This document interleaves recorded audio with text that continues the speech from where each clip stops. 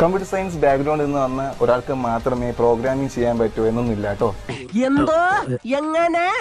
ഞാൻ മെക്കാനിക്കൽ ബാക്ക്ഗ്രൗണ്ടിൽ നിന്ന് വന്ന ഒരാളാണ്. ഞാൻ മാത്രമല്ല, അവരെല്ലാവരും ഇപ്പോൾ 2 വർഷമായി പ്രോഗ്രാമറാണ്.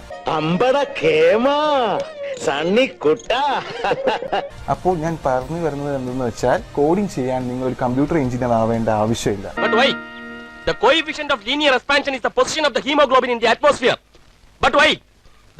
കോഡിംഗ് ഏത് സ്ട്രീമിലുള്ളവർക്കും ഈസിയായി പഠിക്കാൻ പറ്റുന്ന ഒന്നാണ്. കോഡിംഗ് പഠിക്കാനുള്ള ആദ്യത്തെ സ്റ്റെപ്പ് എന്ന് പറയുമ്പോൾ ഒരു ഈസി ആയിട്ടുള്ള ഒരു പ്രോഗ്രാമിംഗ് ലാംഗ്വേജ് തിരഞ്ഞെടുക്കുന്നതാണ്. പൈത്തൺ, ജാവ പോലുള്ള പ്രോഗ്രാമിംഗ് ലാംഗ്വേജുകൾ ബിഗിനേഴ്സിന് ഈസി ആയിട്ട് പഠിക്കാവുന്നതാണ്. ജാവ വളരെ സിമ്പിൾ ആണ്, പവർഫുൾ, ഭയങ്കര പവർഫുൾ ആണ്.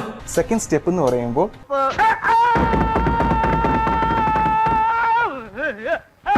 അയ്യോ എന്റെ ദൈവമേ, എവിടുന്നാ വന്നേ?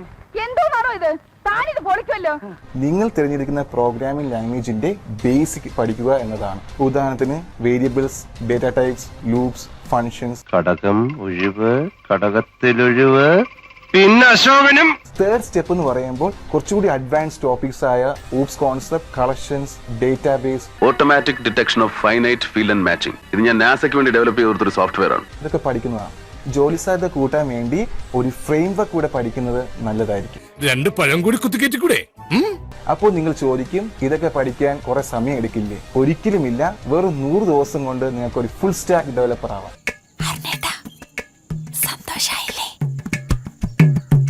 ടെക്നോപാർക്കിലെ ഫെയ്ത്ത് ഇൻഫോടെക് അക്കാഡമിയുടെ 100 days propel full stack training development കോഴ്സിൽ ഉടൻ തന്നെ എൻറോൾ ചെയ്യും. ഇടാ, നമുക്കെന്താ ഈ ബുദ്ധി നേരത്തെ തോന്നാത്തത്? ഓരോന്നിനും അതിൻ്റെതായ സമയമുണ്ട് മോനെ. കേറി വാ മക്കളെ, കേറി വാ.